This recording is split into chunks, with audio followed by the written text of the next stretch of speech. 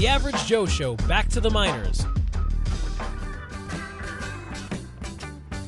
Not too long ago, up in Canada land, there lived a little boy named Derek Sanderson. His hair was kind of long, it even grew on his lip. His mama said to give him time to grow out of it. But hockey game, he's arch 1-on-3. And Derek's Alrighty, it's amazing what you can find on the internet, boys. That is fantastic. You like that? Well, right now, I'm sure it doesn't take a detective right now to figure out who we are bringing on the air. His name is Derek Sanderson. He's known throughout these parts as a big bad Bruin. Turk helped him capture the Lord Stanley's Cup in 1970, 1972. He is currently promoting his autobiography, Crossing the Line, which details not only his career in hockey, but his turbulent personal life during his career and in retirement. Derek, it's a pleasure to have you on today. How are you, sir? My pleasure. Great to be here. It's great to be alive. Even better. Well, I guess Even better, yeah. My first question is, how are you enjoying all this NHL action this season?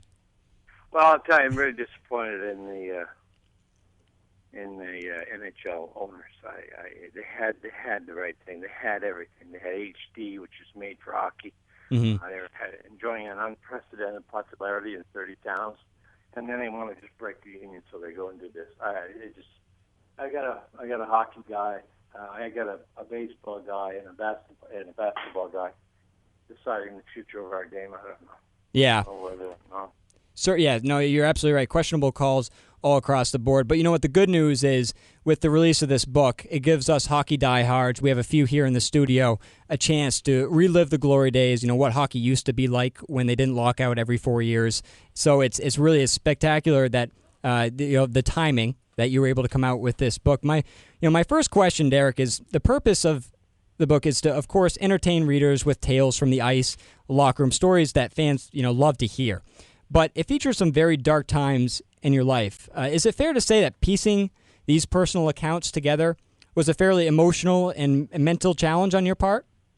No, I think a lot of people who have gone through the process of getting sober, you have a lot of soul searching. There's a lot of things you have to admit about yourself, and then you have to give up control. Let go, let God. And after the fact, once you do that, and you've been sober, I haven't drank since 1980.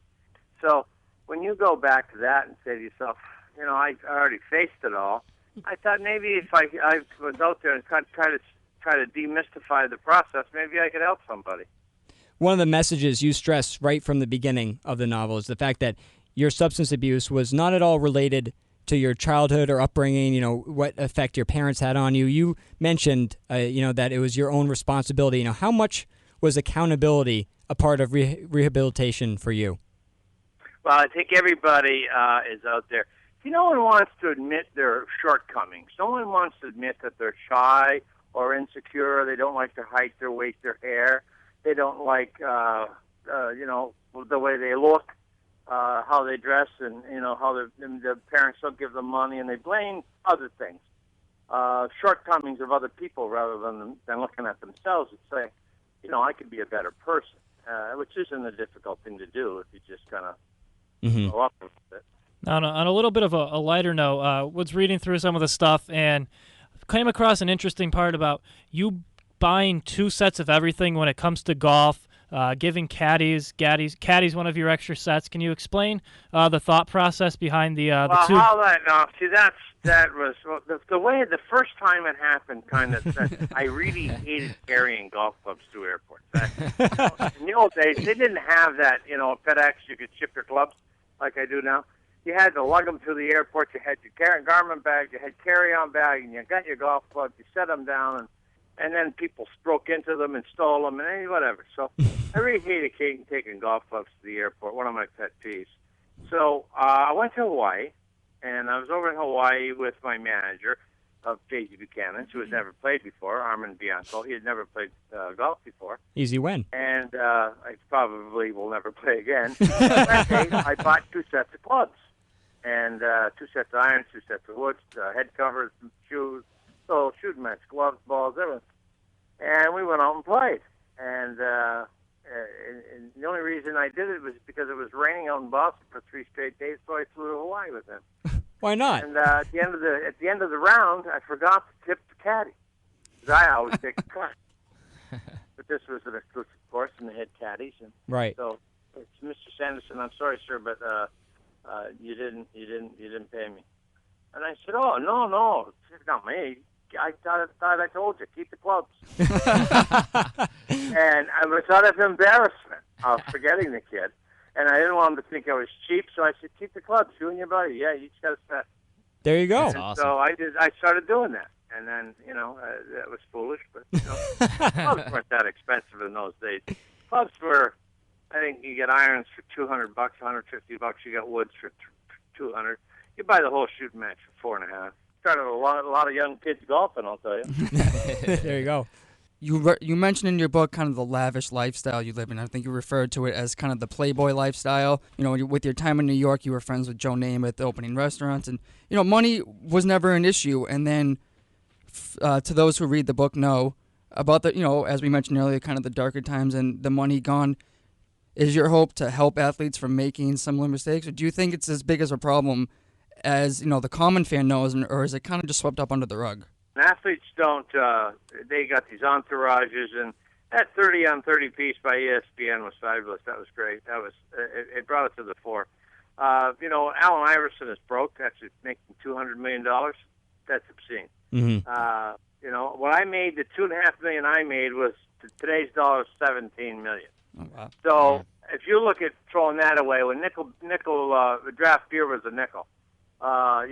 Cigarettes for 35 cents. A gallon of gas was 60 cents. That $2.5 million goes a long way. Absolutely. That's crazy. There's a lot of athletes really are there's a lot of gambling that goes on, and they really lose a lot of it gambling, and it's because a lot of us don't feel we're worth the money. I was really taken aback. I'd made $30,000. A great hockey player, great penalty killer. Mm-hmm. I wasn't a power play guy. Now they give me $2.5 million. They put me on the power play. I think I got to score 7 goals a game. That. Yeah. So I built this pressure on myself. They didn't put it on me. They just said, "Be you." And really, when you take that much money, you think you have to all the time just do things. Just be who you are. And they pay you because they want you there. But, so, athletes are making money. They make it in a very short window. People don't realize it. The government takes half. This is what amazes me. I have never heard anybody say it. You've got Manny Ramirez or whatever. He made $180 million, and they were all upset in Boston here. Mm-hmm. Right? Government took 90. There's a lot of stuff we don't realize. You know how many people don't pay taxes in America? Yeah. That Manny Ramirez $90 million picked up the tab for? Mm-hmm. You know how many athletes are picking up the tab for people that don't earn? And and everybody rips them for it. Don't rip them for it. They just they I asked the doctor one time, why do you aren't you embarrassed that your talent is much greater than mine and you really help people and I'm just an athlete. Well, he says, no, nobody pays me to operate, and no one pays me to watch me operate. But I pay to watch you play hockey. And your entertainment, and I'll pay for that. And that is what you have to understand. And that was one of the wisest things I've ever heard any really intelligent, gifted person say. Very cool. It's your entertainment, and that's all you are. And that's, take that with it, the way it was meant. It wasn't meant negatively. Right. But hockey's entertainment. We are entertainers. You come and watch, you root, you cheer for your team, you wear their sweater, you get involved, you like it. My father used to call professional sport the working man's ballet. That is his theater. That's his art form. Mm-hmm. If the working man puts his lunch bucket down and he wants to bitch and moan, so be it. Yeah, absolutely. And they'll watch their team. That's what they do, and they live and die with whoever your team is. And whether it's Springfield Indians or it's the there you go Boston Bruins or whoever. Nice reference there. Thank you, Derek. We appreciate that here in Springfield. Now, of course, Derek, me being a diehard New York Rangers fan, I immediately... You didn't know I played in Springfield, did you? No, we No, didn't. no. I did know that. Near the tail end of your career, you came out and played. The Bruins sent me down when I got all the money and I came back. They sent me down to be humble. To humble me. I'm sure this place did a number. There Huh? were 3 goals down and down there. And Harry stood in and said, "Okay, you can come back up now." I said, "No, I'm I sure. like it here. I'm not going back. I'm sure No, Springfield. I'm not leaving the American Hockey League." And that was a one-way contract. He said, "You got to come back." I like it here. Now, of course, Derek, me being a diehard Rangers fan, I immediately skipped to the chapter where you kind of chronicle your year in New York and how you kind of orchestrated the trade to the Rangers. And you describe your relationship with Emile Francis as a love-hate relationship. Can you kind of expand on that? And how was he like as a man, and knowing that you came from... Stand-up, solid man. He is a look-you-in-the-eye guy. He's like a soldier, an old soldier. Like, he reminded me a lot of my dad. Same stature, same height. Mhm. Firm handshake, look you in the eye, man's man. He just, that's it. Never told a lie. If he ever lied, his tongue fall off.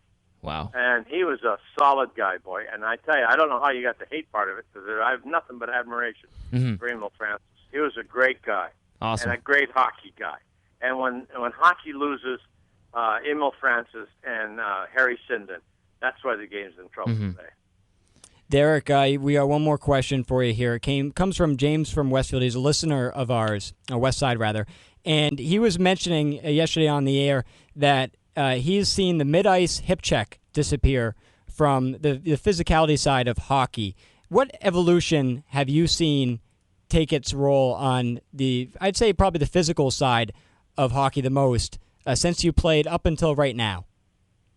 I think the hip check is an art. Some people cut. The last guy to really do it well was Darius Kasparaitis. Oh, wow. Yeah. And he was the last guy that really hip checked well. But they used to do it in the old days all the time. It's just you cut in with put the weight on the 1 foot and cut in sharp. And you can really devastate a knee. And it's kind of frowned upon because it's slow and you start taking knees out and blowing knees. And you don't want to cripple anybody. So I think it kind of got out of the mainstream. It was an art in the old days. It's the way you hit in the old days because Right. your head wasn't protected, so you hit with your chest and your hip. You try to keep your head out of it. Now they put helmets and cages on them, and they're running around from 40 feet away. A charging penalty on the books, still on the books, in the rule books, is 2 aggressive steps in the direction of your opponent. It's charging. These guys today take 30, 40 steps, come right off the bench, a beeline, kill somebody. It happens all the time, yeah. That Boyle is a great player for New York. Well, Neil from Ottawa took a 40-foot run from Oh, the bench. jeez. And I tell you, he should have been suspended. I don't even want to talk about that. That was intent I was livid. to injure, and intent to injure, you should be out as long as the player is Absolutely. out. There we are, of course, speaking with Derek Sanderson. The outrageous story of a hockey original crossing the line in stores now. Go pick it up. We did. It's spectacular. Derek, we thank you for joining us. And before we let you go, can you give us any more information about the possibility of a movie chronicling your life coming out soon? Has the script been written? What do you know about that moving forward? It's been done. They got the script done. Doug Atchison is the director. Ed Burns is going to play my father. Chef Harmon is the executive producer. It's all in the works. It's just, if you sell the rights to your story, the Hollywood does what they want with it.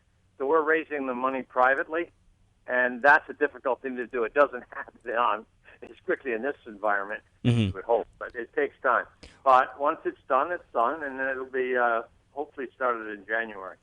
Well, That's awesome. Derek, for now, we have the novel, and it's been spectacular for us to read. So we really appreciate you coming on with us, and good luck moving forward. Can't wait to see you on the big screen. Thanks, gentlemen. The Average Joe Show, back to the minors, Wednesday nights from 5 to 7 on ESPN Radio 1450, The Hall.